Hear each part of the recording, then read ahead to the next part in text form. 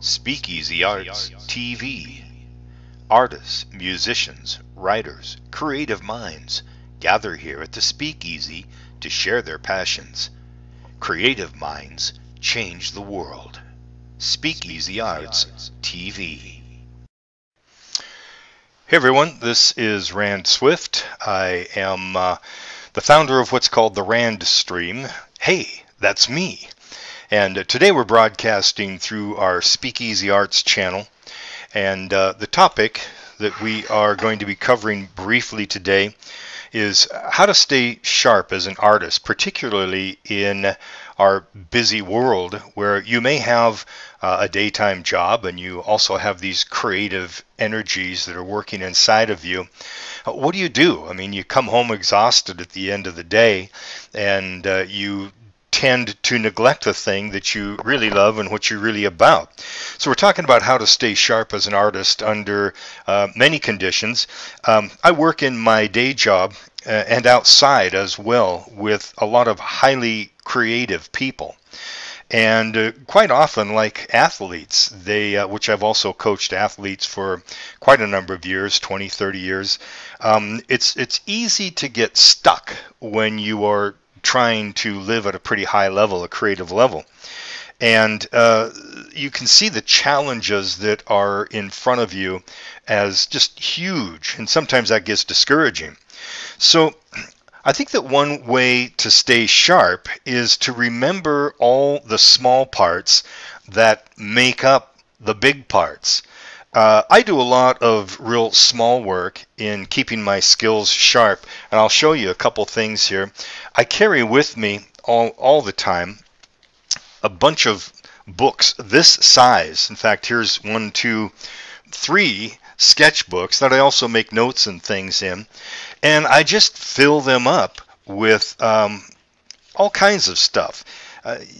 Not big, not elaborate. I'll find anything I can think of that's hanging around and draw it. I'll just show you through examples, a few examples. There's just a tree. What else we got here? That's just a picture of someone that I saw. Hey, look, here's something. Nuts and bolts. And here's a picture of where'd it go? There's a picture. I saw that and I said, gosh, you know, I want to draw that. And so they're anything.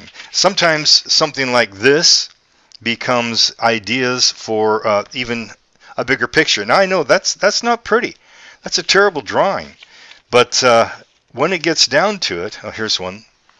A little bit more interesting. I did this one with my granddaughter one day, and we were playing and I stuck a pillow on my head, and so that just became an interesting picture. All of these things, they just team up. They just grow and grow and grow.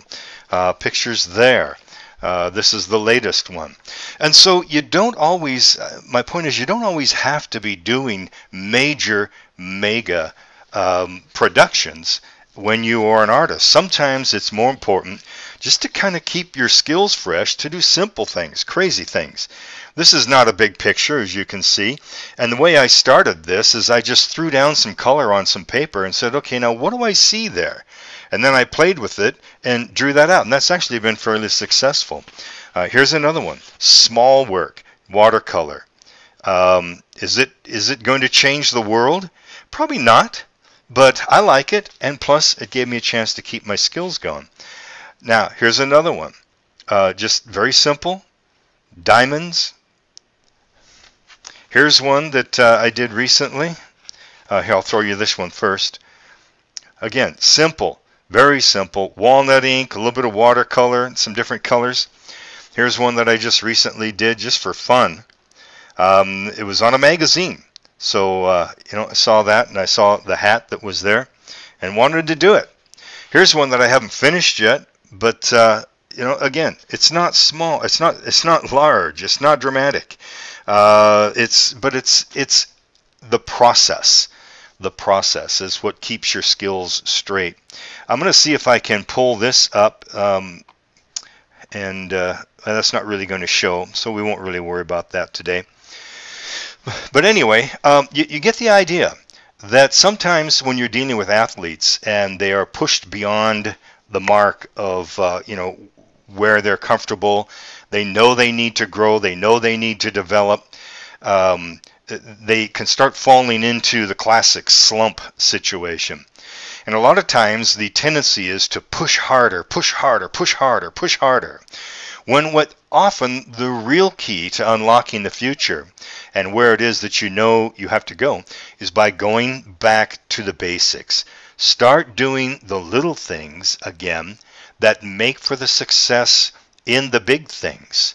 And you'll find that quite often as you're consistently doing the little things, the big things become easier and easier and easier. In fact, your ideas begin to flow because you're not looking for success, huge success in those little things. You're just looking to exercise the gift in a smooth way, in a non-threatening way, in a way that you love. And so that's my encouragement for you today as an artist here. So look us up. It's the Rand Stream and SpeakEasy Arts TV. Thanks.